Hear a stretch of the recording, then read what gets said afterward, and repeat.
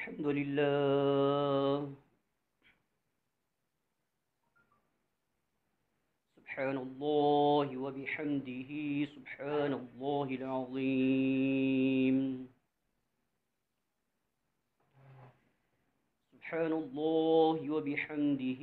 عدد خلقه ورضا نفسه وزنة عرشه ومداد كلماته. إن الحمد لله نحمده ونستعينه ونستغفره. من يهده الله فلا مضل له ومن يضلله فلا هادي له. وأشهد أن لا إله إلا الله وحده لا شريك له. وأشهد أن محمدا عبده ورسوله. أما بعد، فإن خير الحديث كتاب الله، وخير الهدي هدي محمد صلى الله عليه وسلم، وشر الأمور محدثاتها، وكل محدثة بدعة، وكل بدعة ضلالة، وكل ضلالة في النار. اللهم صل على محمد وعلى آل محمد كما صليت على إبراهيم وعلى آل إبراهيم إنك حميد مجيد. اللهم بارك على محمد وعلى آل محمد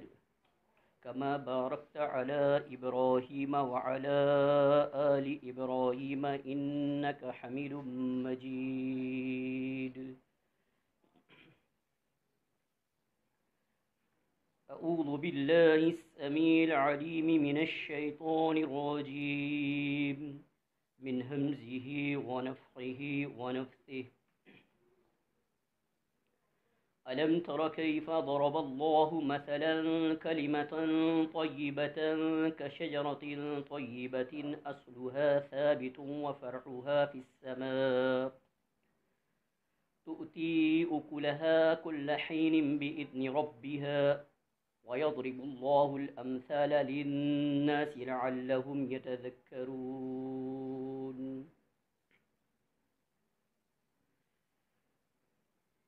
سورۃ ابراہیم، نشان آیا 24 اور 25.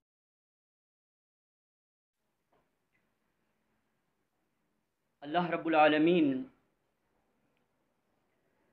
جل وعلا کا ارشاد ہے، اے رسول کیا آپ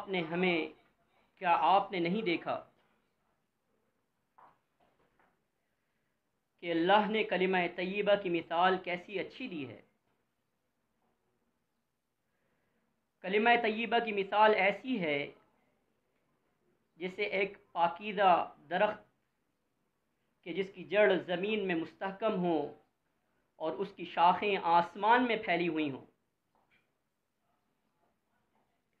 اور وہ درخت اپنے رب کی پھل لاتا ہو. یہ اور اس قسم کی دوسری مثالیں اللہ لوگوں کے لیے اس لیے بیان کرتا ہے تاکہ وہ نصیحت حاصل کریں. اللہ رب العالمین نے آیہ مبارکہ میں کلمہ طیبہ کی مثال دی ہے. کلمہ طیبہ، کلمہ توحید اصل میں ہے کیا؟ کلمہ طیبہ لا الہ الا اللہ ہے، یا پھر وہ ہے کہ جو اسلام قبول کرتے وقت شہادتین کا اقرار کیا جاتا ہے، یعنی اشہد ان لا الہ الا اللہ و اشہد ان محمد الرسول اللہ.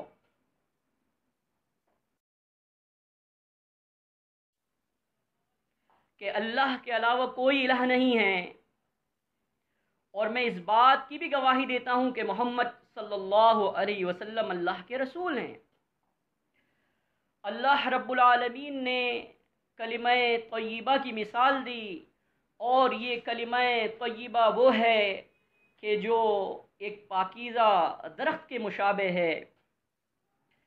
اس کی جڑیں کوئی کمزور نہیں ہیں، بلکہ اس کی جڑیں بہت مضبوط ہیں، اور اس کی شاخیں آسمان پر پھیلی ہوئی ہیں۔ اللہ کے بندوں، جس موضوع سے متعلق مجھے بات کرنی ہے، فتنہ تکفیر،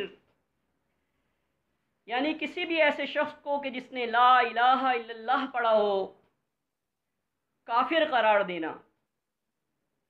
یہ ایک فتنہ ہے، یہ آزمائش ہے جس نے گزشتہ 200 سال سے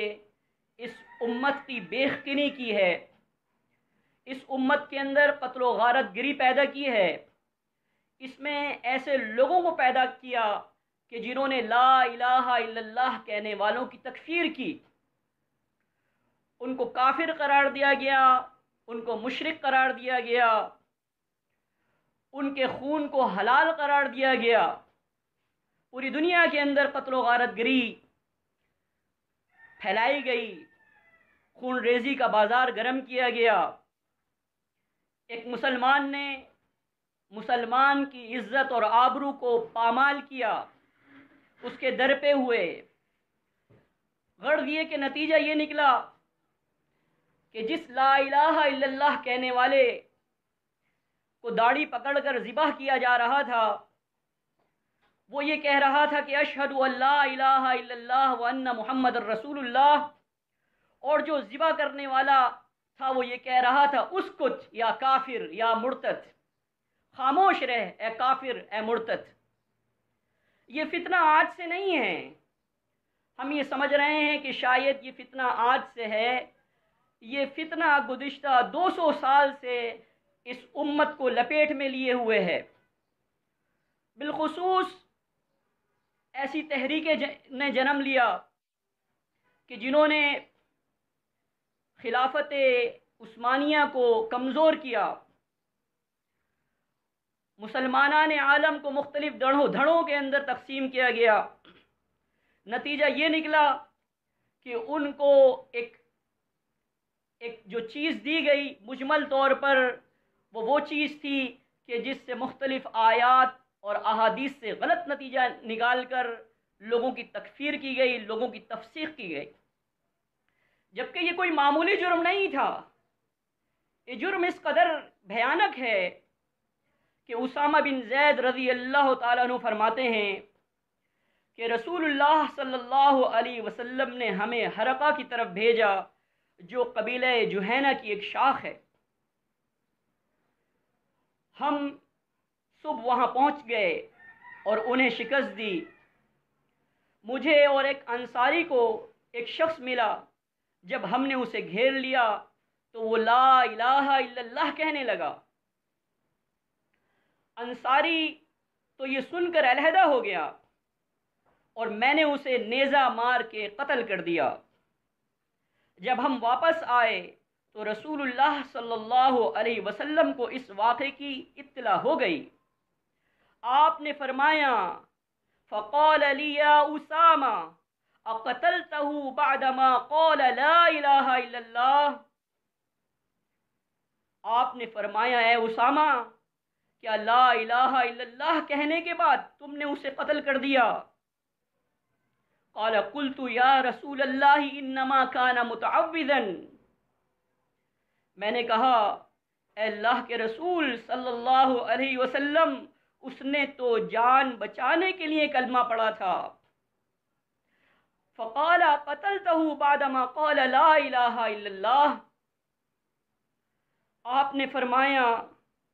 کیا تم نے اسے لا الہ الا اللہ کہنے کے بعد بھی قتل کر دیا؟ مختلف روایات کے اندر یہ بات موجود ہے کہ اس شخص نے کئی لوگوں کو، مسلمین کو قتل کیا تھا،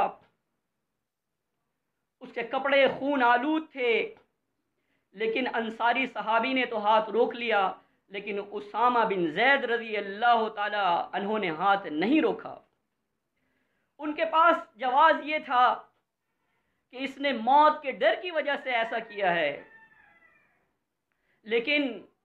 اللہ کے نبی صلی اللہ علیہ وسلم یہ کہتے رہے فکیفا،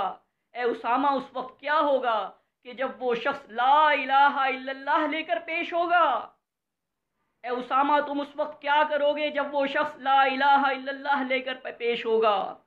اللہ کے نبی صلی اللہ علیہ وسلم فما زال یکررها، اللہ کے نبی صلی اللہ علیہ وسلم بار بار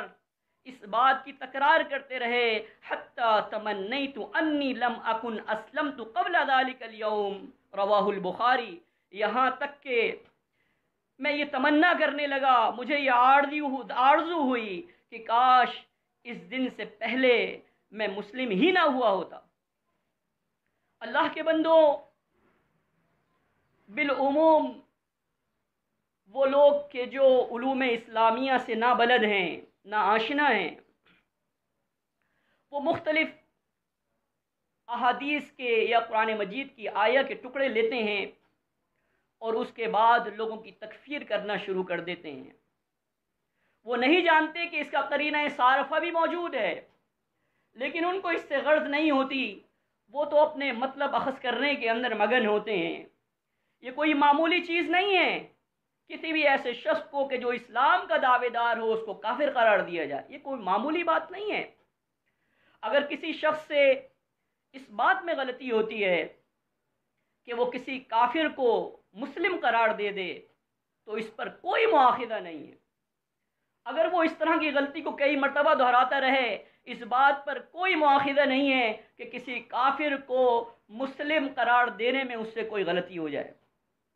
لیکن اگر کسی مسلم کو کافر قرار دیا جائے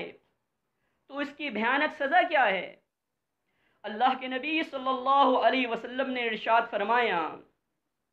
ثابت بن ضحاک رضی اللہ تعالیٰ عنہ سے روایت ہے، صحیح بخاری کی حدیث ہے، اللہ کے رسول صلی اللہ علیہ وسلم ارشاد فرماتے ہیں، وَمَن لَعَنَ مُؤْمِنًا فَهُوَ كَقَتْلِهِ وَمَن قَذَفَ مُؤْمِنًا بِكُفْرٍ فَهُوَ كَقَتْلِهِ، کہ جو شخص کسی مومن پر لعنت کرتا ہے تو اس کا لعنت کرنا گویا کہ ایسا ہے کہ اس نے اسے قتل کر دیا۔ یہ کوئی معمولی عمل نہیں ہے کسی پر لعنت کرنا۔ اور اگر کوئی شخص کسی مومن پر بہتان باندھتا ہے کفر کی اور اس پر الزام تراشی کرتا ہے کہ وہ کافر ہے یا اس نے کفر کیا، فَهُوَ كَقَتْلِهِ، تو یہ بھی ایسا ہے کہ گویا کہ اسے قتل کر دینا۔ الغرض اللہ کے بندوں، یہ وہ معاملہ ہے جو انتہائی نازک ہے۔ جو لوگ محض لوگوں کو دیکھنے کی وجہ سے کہ وہ یہ ان کی بدعمالیوں کو دیکھتے ہیں کہ فلاں آدمی فلاں فعل کا مرتکب ہے، فلاں شرک کا مرتکب ہے، فلاں کفر کا مرتکب ہے، اور اس بنیاد کے اوپر انہیں کافر یا مشرک قرار دیتے ہیں، تو یہ چیز جو ہے وہ انتہائی غلط ہے۔ اس کی وجہ ہے کہ اللہ کے نبی صلی اللہ علیہ وسلم نے ارشاد فرمایا، ان اللہ تجاوز عن امتی، بے شک اللہ رب العالمین نے میری امت سے تجاوز کیا، یعنی تجاوز اللہ عن امتی الخطأ والنسیان وما استکرہوا علیہ، کہ میری امت پر اللہ نے اس بات سے تجاوز کیا ہے، اس بات سے درگزر کیا ہے کہ اس سے کوئی خطا سرزد ہو جائے یا اس سے کوئی بھول واقع ہو جائے یا وہ مجبور کر دیا جائے۔ تو یہ جو روایت ہے وہ ابن ماجہ میں ہے، مستدرک حاکم میں ہے صحیح سند سے، اور عبداللہ بن عباس رضی اللہ تعالیٰ عنہ راوی حدیث ہیں۔ یعنی جب اللہ تعالیٰ نے درگزر کر دیا ہے اس امت کی خطا اور نسیان سے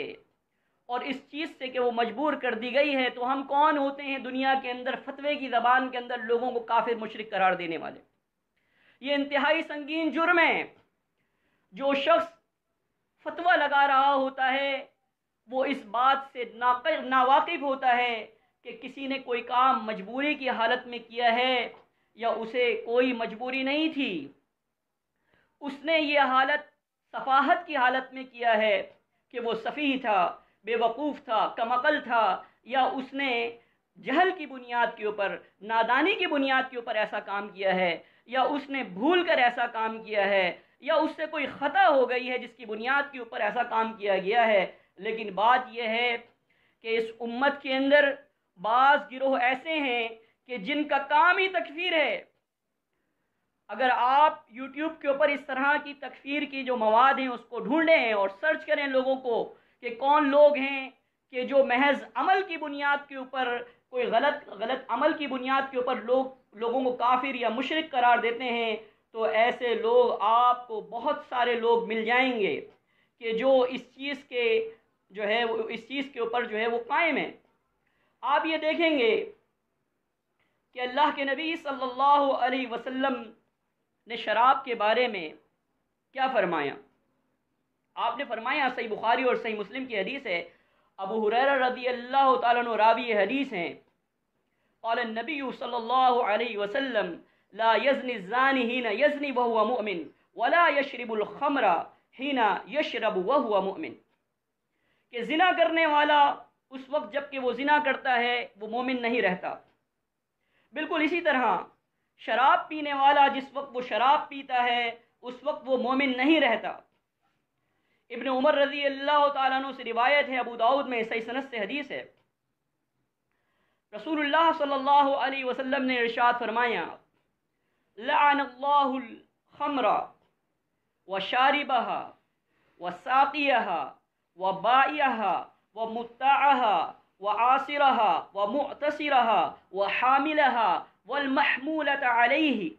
والمحمولة إليه۔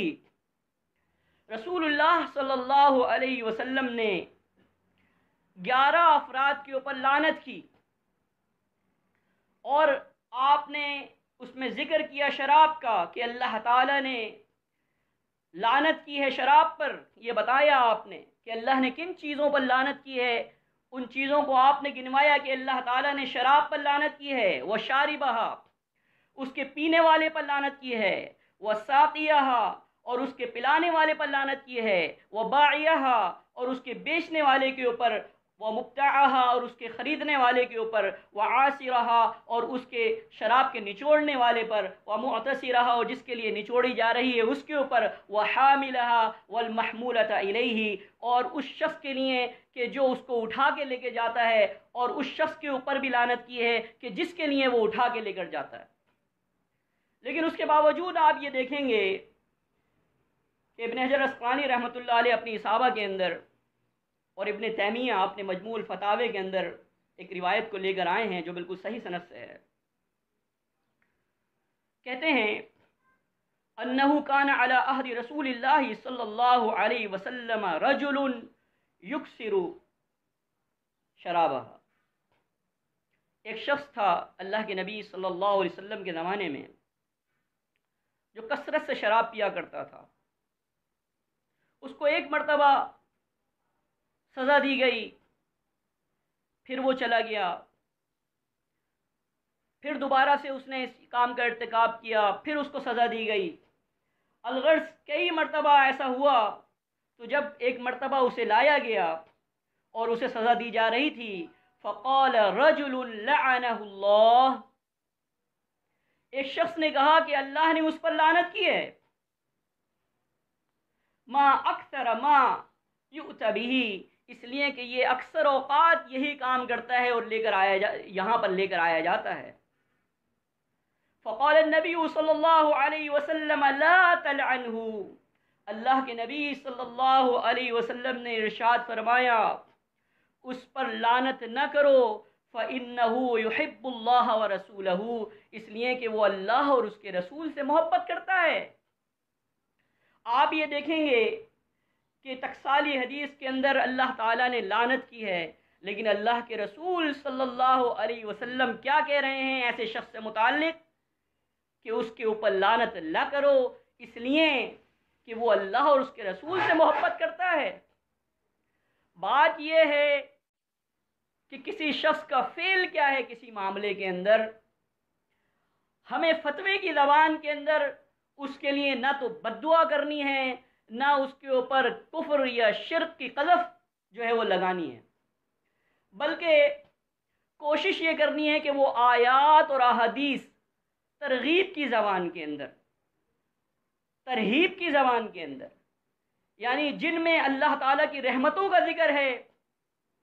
اللہ تعالیٰ کی جانب سے بخشش کا ذکر ہے، عافیت کا ذکر ہے، وہ اس کے سامنے پیش کی جائے، اور مذمت کی زبان کے اندر، زجر و توبیخ کی زبان کے اندر اس کے سامنے وہ احادیث پیش کی جائیں جو اس سے ممانعت کے متعلق ہیں اور اس کی تنبیہ سے متعلق ہیں۔ یہ کوئی طریقہ کار نہیں ہے کہ جن لوگوں نے تخصیص کی ہوئی ہے کہ جناب فلاں آدمی بظاہر بالکل مشرک نظر آ رہا ہے تو لہذا اس کو جو ہے وہ مشرک کہہ دیا جائے، اور ایک شخص جو بظاہر جو ہے اس کا کوئی فعل جو ہے وہ کفریہ نظر آ رہا ہے تو اس کو کافر قرار دیا جائے، یہ قطعاً کوئی علمی رویہ نہیں ہے۔ یہی وجہ ہے کہ مسعود احمد رحمہ اللہ نے اس زمانے میں کہ جب ایک مخصوص فرقے کے لیے کافر کافر کافر کے نعرے لگ رہے تھے، جب ایک پمفلٹ تصنیف کیا، تحریر کیا اور عقیدہ ختم نبوت سے متعلق لوگوں کو روشناس کرایا، تو اس میں واضح طور پر لکھا کہ ختم نبوت کا انکار کفر ہے۔ یہی علمی رویہ ہے، علمی رویہ یہی ہے۔ اس کے علاوہ اگر کوئی شخص واضح طور کے اوپر نظر آئے کہ اس نے اللہ اور اس کے رسول صلی اللہ علیہ وسلم کے خلاف جنگ کا اعلان کیا ہے اور اللہ کے نبی صلی اللہ علیہ وسلم کی رسالت کے مد مقابل کسی رسول ہونے کا یا نبی ہونے کا واضح طور پر اعلان کیا ہے، تو ہماری تمام کتابوں میں جو کئی ہزار صفحات کے اوپر مشتمل ہیں، اس میں اگر کسی شخص کی تکفیر کی گئی ہے، کسی شخص کو کافر قرار دیا گیا ہے، تو وہ مرزا غلام احمد قادیانی ہے، کہ جسے لکھا گیا ہے کہ وہ کذاب تھا، دجال تھا، وہ کافر تھا۔ البتہ یہ اس لیے کیا گیا کہ اس نے اپنی کتاب تذکرہ کے اندر واضح طور پر اپنے آپ کو نبی لکھا ہے، اور روح المعانی کے اندر اس نے واضح طور پر اپنے آپ کو اللہ کا پیغمبر اور محمد صلی اللہ علیہ وسلم کے مثل قرار دیا ہے، نعوذ باللہ من ذالک۔ لیکن کسی بھی ایسے شخص کو کہ جو کلمہ گو ہے، جو اللہ تعالیٰ کی الوہیت کا اقرار کرتا ہے اور محمد صلی اللہ علیہ وسلم کی رسالت کی شہادت دیتا ہے، کسی شخص کو یہ جائز نہیں ہو مسلمین کے اندر، چاہے وہ ادنا ہو یا اعلیٰ ہو، چاہے وہ امیر ہو یا مامور ہو، کہ وہ کسی ایسی زبان کے اندر گفتگو کرے کہ جو فتوے کی زبان ہے۔ یہ جماعت المسلمین کے نظم و نسق اور اس کی پالیسی کے خلاف ہے، اس کی حکمت عملی کے خلاف ہے۔ اس کی وجہ کیا ہے؟ اللہ کے رسول صلی اللہ علیہ وسلم نے ارشاد فرمایا، ابو ذر غفاری رضی اللہ تعالیٰ عنہ فرماتے ہیں، میں نے رسول اللہ صلی اللہ علیہ وسلم کی خدمت میں حاضری دی، اتیت النبی صلی اللہ علیہ وسلم وہو نائم علیہ ثوب ابیض، آپ ایک سفید چادر اوڑھے ہوئے سو رہے تھے۔ پھر میں دوبارہ حاضر ہوا، تب بھی آپ سو رہے تھے۔ پھر میں آیا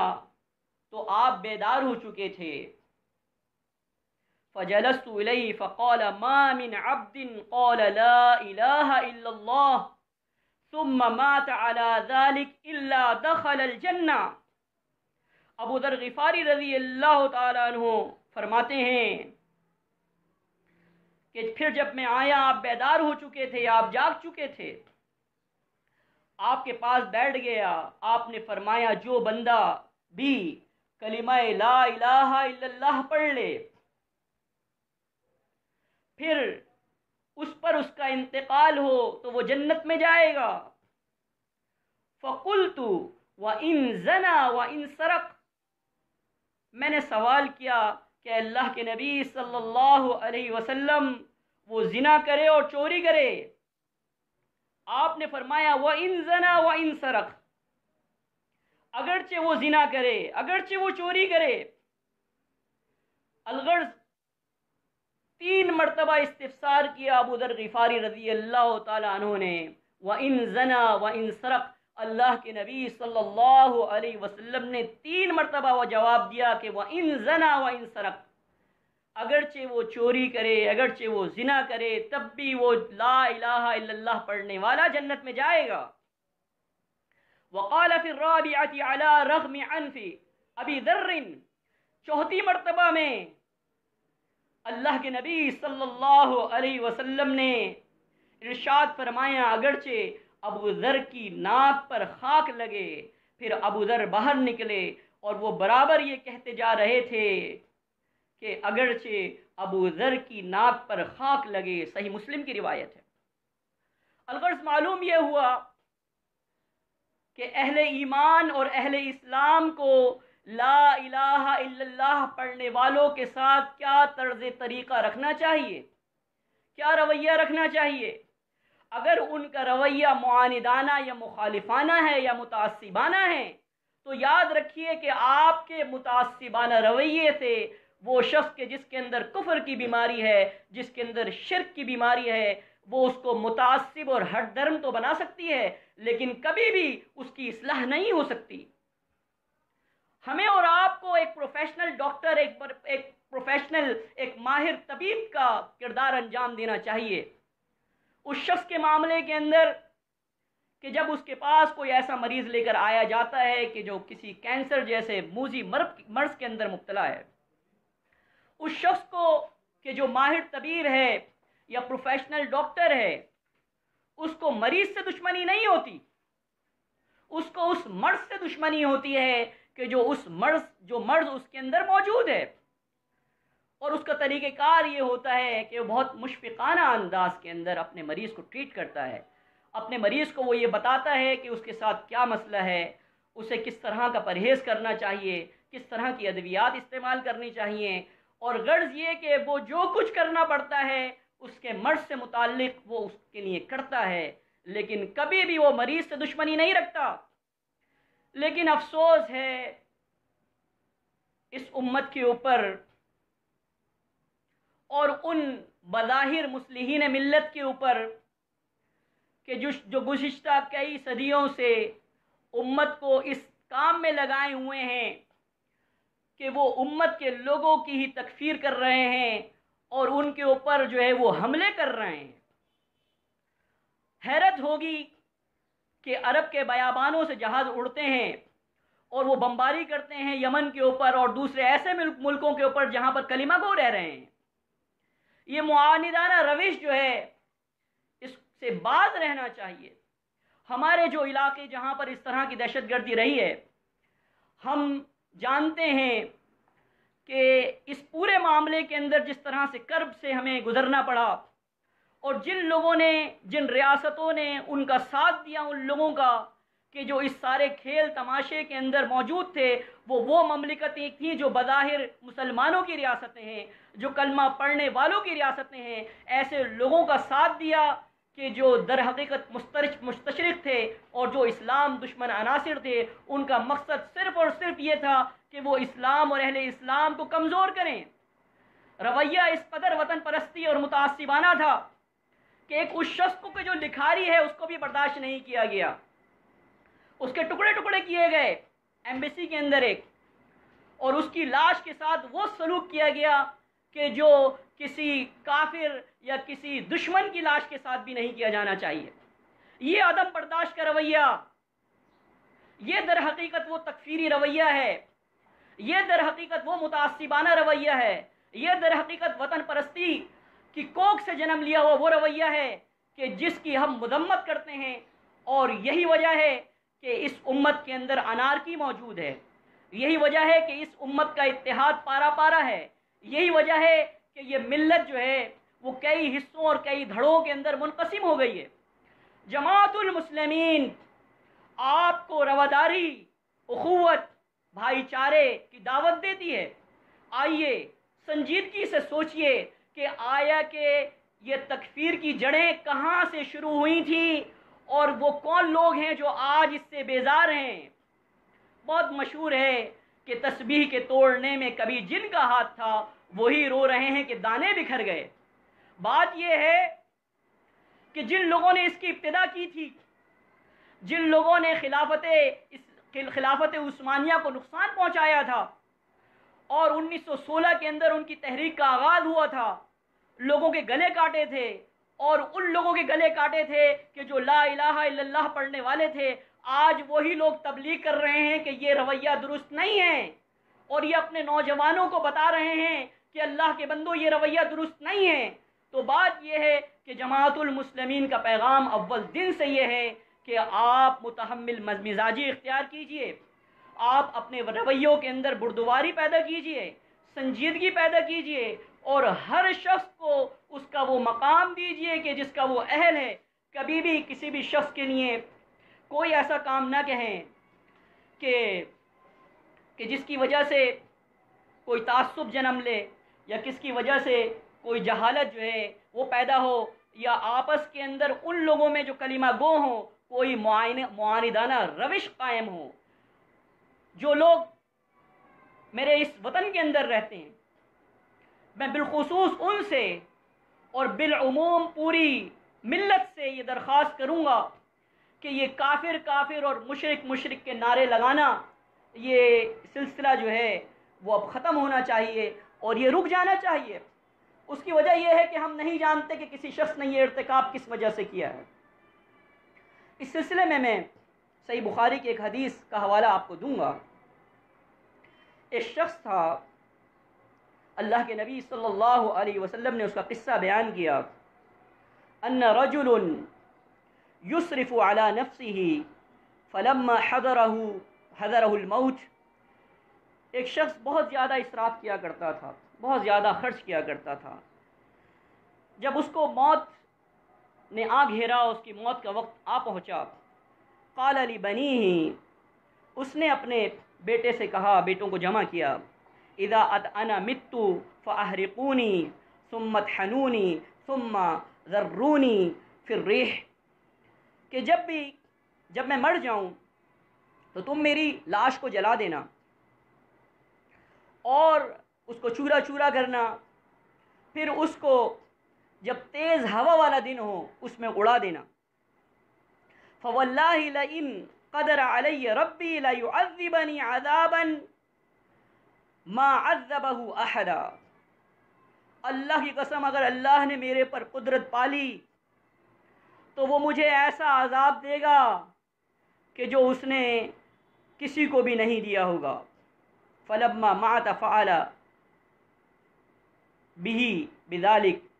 جب وہ مر گیا اس کے ساتھ اسی طرح سے، فعل به کذالک، اسی طرح سے کیا گیا۔ فامر اللہ الارض، اللہ تعالیٰ نے زمین کو حکم دیا، فقال اجمعی ما فیکی منہ، تو زمین نے کہا جو کچھ بھی ہے جمع کرو۔ اللہ نے زمین سے کہا جو کچھ بھی تجھ میں ہے جمع کرو۔ ففعلت، زمین نے ایسا ہی کیا۔ فاذا هو قائم، وہ شخص کھڑا تھا سامنے، اللہ رب العالمین کی بارگاہ میں وہ شخص سامنے حاضر ہوا۔ فقال ما حملك ما صنعت، اللہ تعالی نے پوچھا، اے بندے یہ بتا تو نے یہ کام کیوں کیا؟ قال یا ربی خشیتک، اس نے جواب دیا، اے میرے رب تیرے ڈر اور تیری خشیت کی وجہ سے میں نے ایسا کام کیا ہے۔ فغفر له، اللہ رب العالمین نے اسے بخش دیا۔ وقال غیرہ، اور ایک روایت میں ہے، مخافتک یا رب، اے اللہ تیرے خوف، تیری خشیت اور تیرے ڈر کی وجہ سے یہ کام کیا ہے۔ آپ اور میں بخوبی واقف ہیں اس بات سے کہ اس شخص نے واضح کفر کا ارتکاب کیا تھا، یعنی اللہ کی قدرت کے اندر شک کیا تھا اس نے، اور اس کے بعد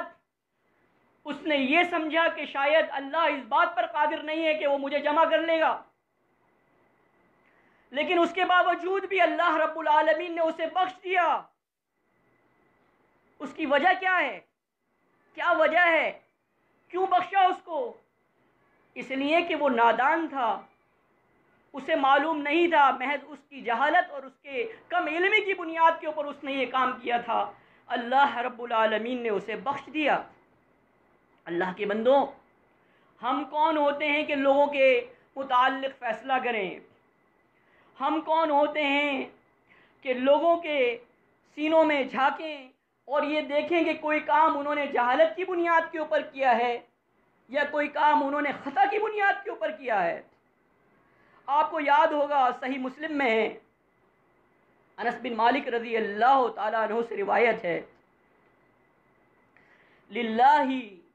اشد فرحا بتوبت عبدہ حین یتوب الیہ۔ اللہ تبارک و تعالی اس بندے کی توبہ سے بہت زیادہ خوش ہوتا ہے کہ جب وہ بارگاہ الہی میں توبہ کرتا ہے، تم میں سے کوئی بھی، اور اس سے بھی بہت خوش ہوا کہ جو وہ شخص کہ جو ایک بیاباں میں تھا، ایک صحرا میں تھا، اس کی سواری کے اوپر اس کا کھانا پینا چیزیں موجود تھیں، علیہا طعامہ و شرابہ فآئس منہا فانتفلت منہ، وہ جو سواری تھی اس سے چھوٹ گئی اور وہ بہت زیادہ مایوس ہو گیا۔ فأتی شجرۃ فاستجع فی ظلھا، وہ ایک درخت کے پاس آیا اور اس نے اس کے سائے میں وہ لیٹ گیا۔ قد آئیس من راحلتہ، وہ اپنی سواری سے مایوس ہو چکا تھا۔ فبینہ ہوا کذالک، وہ اسی حال میں تھا، اور جنگل بیابان صحرا کے اندر وہ، جہاں کا نہ کوئی آدم نہ کوئی آدمزاد، ایک روایت میں ہے کہ وہ موت کا انتظار کر رہا تھا کہ اب تو شاید میں مر جاؤں گا۔ تو کیا دیکھتا ہے وہ، اذا ہوا بہا قائمۃ عندہ فاخذ بختامہا، کیا دیکھتا ہے کہ وہ سواری اس کے پاس کھڑی ہوئی ہے اور اس کی مہار اس کے ہاتھ کے اندر موجود ہے۔ تو وہ اس نے کہا، ثم قال من شدت الفرح، خوشی کی شدت کی وجہ سے اس نے کہا، اللہم انت عبدی وانا ربک، اے اللہ تو میرا بندہ ہے اور میں تیرا رب ہوں۔ اخطأ من شدت الفرح، خوشی کے وجہ سے اس سے غلط نکل گیا، اس کو تو یہ کہنا چاہیے تھا کہ اے اللہ تو میرا رب ہے اور میں تیرا بندہ ہوں، لیکن اس نے الٹ کر دیا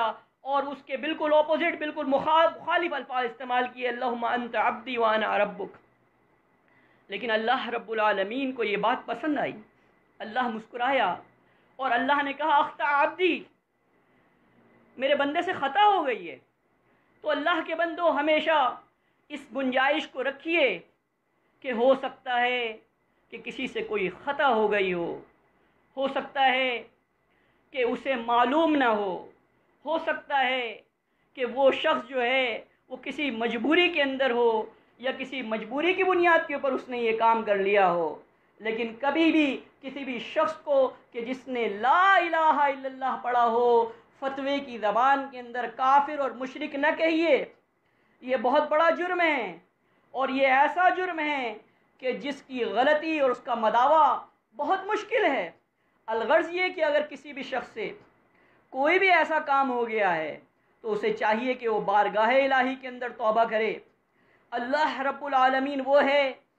کہ جو توبہ کو قبول کرنے والا اور معاف کرنے والا ہے۔ اور میں آپ سے پھر کہوں گا کہ جو لوگ لا الہ الا اللہ پڑھنے والے ہیں، ان کے لیے اپنے دل کے اندر یہ گنجائش رکھیے کہ اللہ رب العالمین ان کو جس چیز کے اوپر اٹھائے گا، اگر ان سے کوئی غلطی بھی ہو گئی ہے تو اللہ رب العالمین ان کو اس غلطی کی پاداش میں اتنی ہی سزا دے گا، اور اس کے بعد وہ اس کو اس چیز کے جو ذائقے اور اس کے لطف سے بہرور کرے گا کہ جو اس نے اس کے لیے تیار کی گئی ہے، کر کے رکھی ہے۔ رسول اللہ صلی اللہ علیہ وسلم فرماتے ہیں، من مات وهو يعلم انه لا الہ الا اللہ دخل الجنہ، کہ جو شخص مرے اور وہ جانتا ہو کہ اللہ کے سوا کوئی معبود نہیں تو وہ جنت میں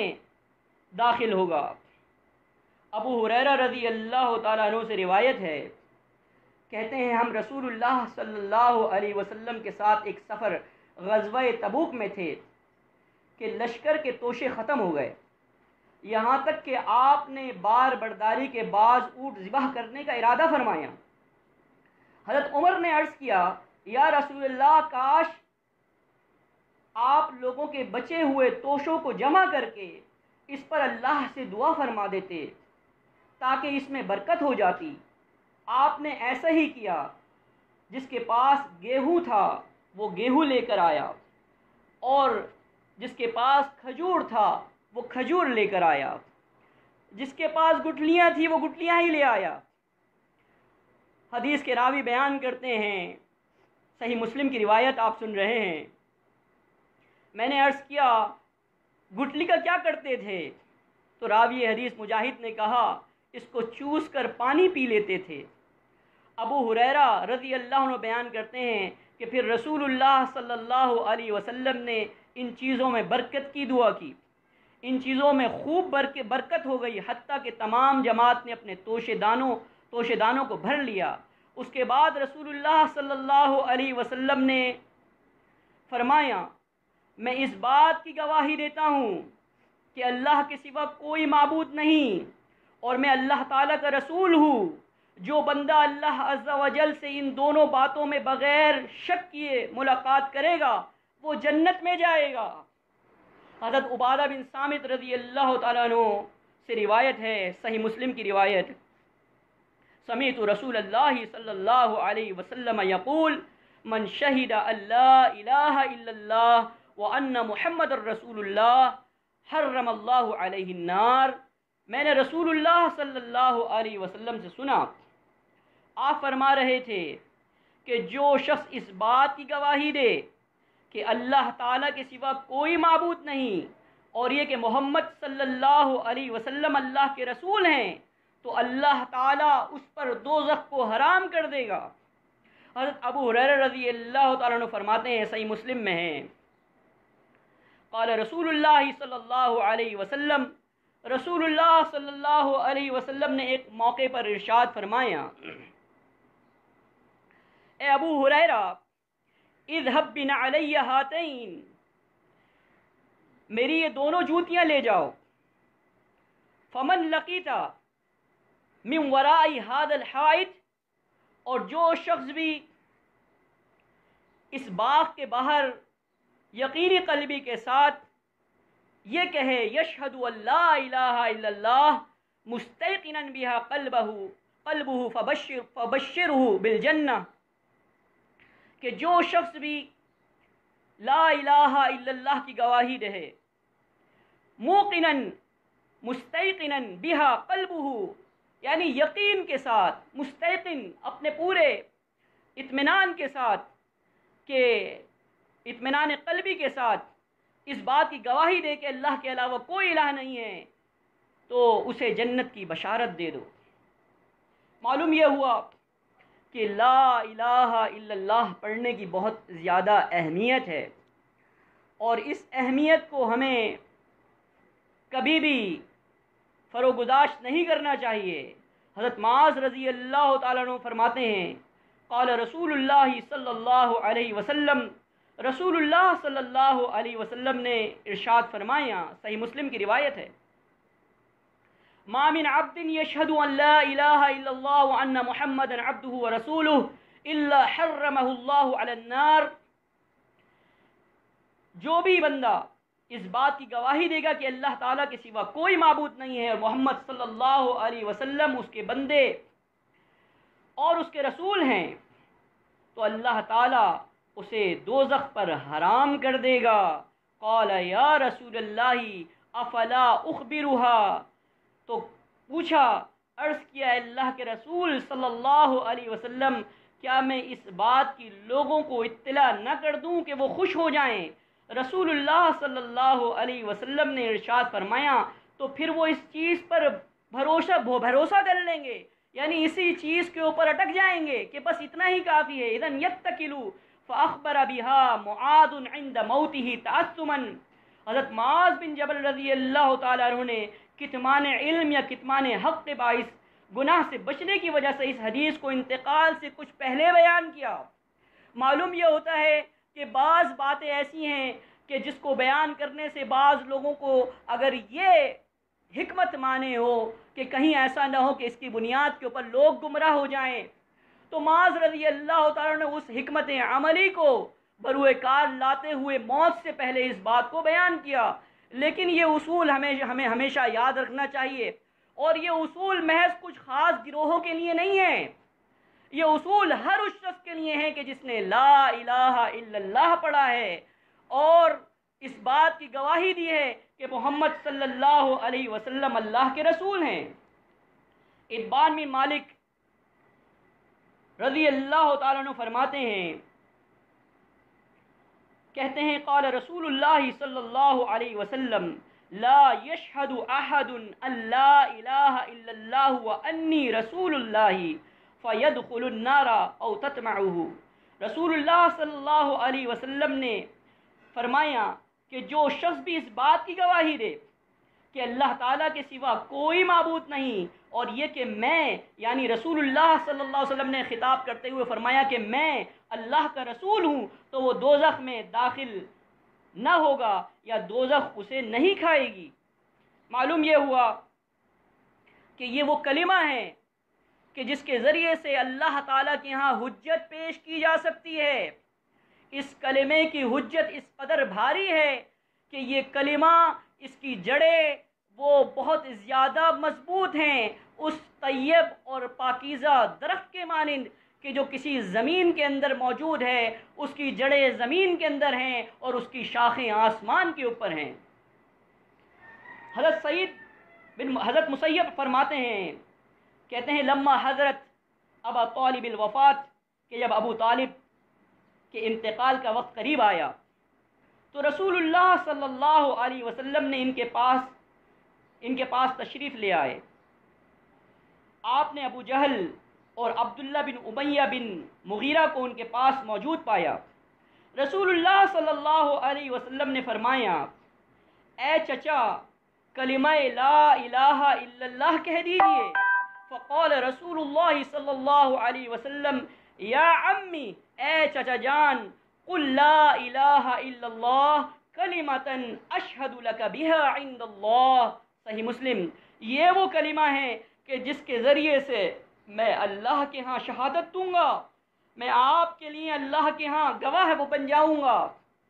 تو معلوم یہ ہوا کہ اللہ کے نبی صلی اللہ علیہ وسلم کی اس حدیث سے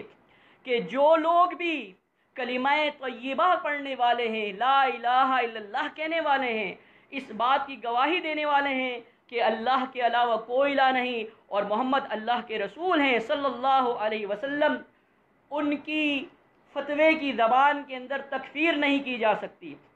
انہیں کافر قرار نہیں دیا جا سکتا۔ اور اگر کوئی بھی شخص اس طرح کا کرے گا تو وہ یہ جان لے کہ وہ کس قدر قبیح فعل کا ارتکاب کر رہا ہے۔ کسی فعل کی مذمت بیان کرنا، جن چیزوں کی اللہ تعالیٰ نے تکفیر کی ہے ان کی تکفیر کرنا، جن چیزوں کی محمد الرسول اللہ صلی اللہ علیہ وسلم نے تکفیر کی ہے ان افعال کو بیان کرتے ہوئے تکفیر بیان کرنا یا ان کی مذمت کرنا، اس میں کوئی مذائقہ نہیں ہے، اس لیے کہ یہ کام زجر و توبیخ کی بنیاد کے اوپر کیا جا رہا ہے۔ لیکن کسی بھی فرد معین کی تکفیر کرنا یہ نہایت قبیح فعل ہے۔ اللہ کے نبی صلی اللہ علیہ وسلم ارشاد فرماتے ہیں، ابو ذر غفاری رضی اللہ تعالیٰ عنہ سے روایت ہے، وَمَن دَعَا رَجُلًا بِالْكُفْرِ او قال عدو اللہ ولیس كذلك الا حار علیہ، کہ جو شخص بھی کسی بھی شخص کے لیے یہ کہتا ہے کہ وہ کافر ہے، اس پر کفر کا فتویٰ لگاتا ہے یا اس کو اللہ کا دشمن قرار دیتا ہے، تو اگر وہ بات اس میں نہیں ہے تو یہ چیز کہنے والے کے اوپر لوٹ آئے گی۔ ابو ہریرہ رضی اللہ عنہ سے روایت ہے، صحیح بخاری میں ہے، اذا قال الرجل لاخیہ یا کافر فقد باء به احدہما، کہ جب کوئی شخص اپنے بھائی کو کہے اے کافر، فقد باء به احدہما، تو یقیناً یہ کلمہ ان دونوں میں سے کسی ایک پر لازم لوٹ آئے گا۔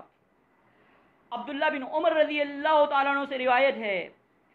صحیح بخاری کی حدیث ہے، ایما رجل قال لأخیہ یا کافر فقد باء به احدہما۔ عبداللہ بن عمر رضی اللہ تعالیٰ عنہ سے دوسری روایت میں ہے اذا کفر الرجل اخاہ فقد باء بها احدہما۔ عبداللہ بن عمر رضی اللہ تعالیٰ عنہ سے ہی صحیح مسلم میں روایت ہے ایما امرئ قال لأخیہ یا کافر فقد باء بها احدہما ان کان کما قال او والا رجعت علیہ۔ تو جو شخص بھی اپنے بھائی کو کہے اے کافر تو یقیناً ان دونوں میں سے کوئی ایک تو یقینی کافر ہے۔ اگر وہ شخص کافر نہیں ہے جس کو کہا جا رہا ہے تو قول اس کی طرف لوٹ آئے گا کہ جو فتوے کی زبان میں کسی بھی شخص کو کافر قرار دے رہا ہے۔ الغرض یہ کہ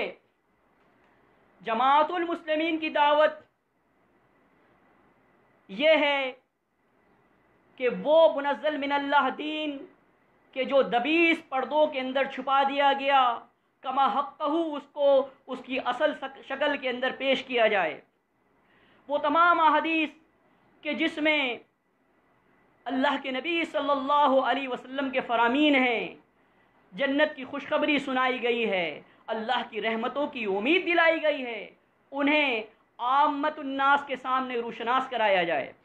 اور اس کے علاوہ وہ تمام احکامات کہ جن کے اندر بدعمالیوں کی مذمت ہے، ان کی قباحت بیان کی گئی ہے، ان کو رسول اللہ صلی اللہ علیہ وسلم کے الفاظ مبارک کے اندر لوگوں کے سامنے پیش کر دیا جائے۔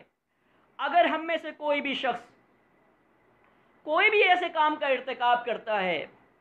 کہ جو اللہ کے نبی صلی اللہ علیہ وسلم نے فرمایا ہے اس سے آگے بڑھتا ہے تو یہ زیادتی ہے۔ تو جو کہا گیا ہے، جتنا کہا گیا ہے اتنا ہی بیان کیا جائے اور اسی پر اکتفا کیا جائے۔ متعصبانہ روش اختیار نہیں کی جانی چاہیے، اس لیے کہ فرقہ بندی تو در حقیقت وجود میں ہی اس وقت آتی ہے کہ جب تعصب کی اینکیں اپنی آنکھوں پر لگا لی جائے اور عصبیت کی پکار جائے۔ عصبیت سے مراد کیا ہے کہ اپنی قوم کی حمیت اور اس کی محبت کے اندر دوسرے لوگوں کو جو ہے وہ اگرچہ وہ صحیح بھی ہوں ان کو غلط جانا جائے، یا اس کسی بھی قوم کی یہ نفرت کی بنیاد کے اوپر یا دشمنی کی بنیاد کے اوپر ان کی صحیح بات کو بھی غلط قرار دے دیا جائے۔ تو اس روش اور اس طریقے سے اپنے آپ کو پاک رکھیے۔ ہمیشہ تمام تعلقات، تعصبات اور جانبداریوں کو بالائے طاق رکھ کر اللہ کے دین پر عمل کیجیے، اور یہی اتفاق اور اتحاد ہے کہ جس کی بنیاد کے اوپر ہم اس دین کو جو احمد مصطفیٰ محمد مصطفیٰ صلی اللہ علیہ وسلم کے اوپر نازل ہوا دنیا کے چپے چپے میں اس کی اصل روح کے مطابق پھیلا سکیں گے۔ وہ تمام لوگ جو لا الہ الا اللہ پڑھتے ہیں ان کو ایک پلیٹ فارم کے اوپر لے کر آنا جماعت المسلمین کا نصب العین ہے، اور انشاءاللہ العزیز عیسیٰ علیہ السلام کی آمد سے پہلے وہ تمام لوگ کہ جو کلمہ گو ہیں وہ سب کے سب ایک جھنڈے کے تحت جمع ہوں گے، اور یہ کام ہونا ہے انشاءاللہ العزیز۔ بعض لوگ وہ ہیں کہ جو بغیر کسی جبر کے پہلے سے اس بات کا تعین کر لیں گے اور اس کا اہتمام کریں گے کہ وہ اللہ کے دین کی خدمت مجتمع ہو کر اپنی سمت کو ایک طرف رکھتے ہوئے کریں، اور بعض لوگ وہ ہیں کہ جو اہل کتاب میں عیسیٰ علیہ السلام کی موت سے پہلے ایمان لے کر آ جائیں گے۔ غرض یہ کہ ایک وقت دوبارہ اس امت کو ایک ہونا ہے، وہ اتحاد اور اتفاق ہماری آنکھوں کے سامنے ہے۔ جماعت المسلمین کے اراکین اس کے اوپر کام کر رہے ہیں اور اس چیز کو، اس کاز کو آگے لے کر جا رہے ہیں۔ آئیے اس معاملے کے اندر ہماری معاونت کیجیے۔ اللہ رب العالمین ہمیں عمل کرنے کی توفیق عطا فرمائے۔ اللہ تعالی ہمارا خاتمہ بالخیر کرے۔ فاطر السماوات والارض انت ولی فی الدنیا والآخرہ توفنی مسلما والحقنی بالصالحین۔ اقول قولی ھذا لی ولکم استغفر اللہ استغفر اللہ استغفر اللہ۔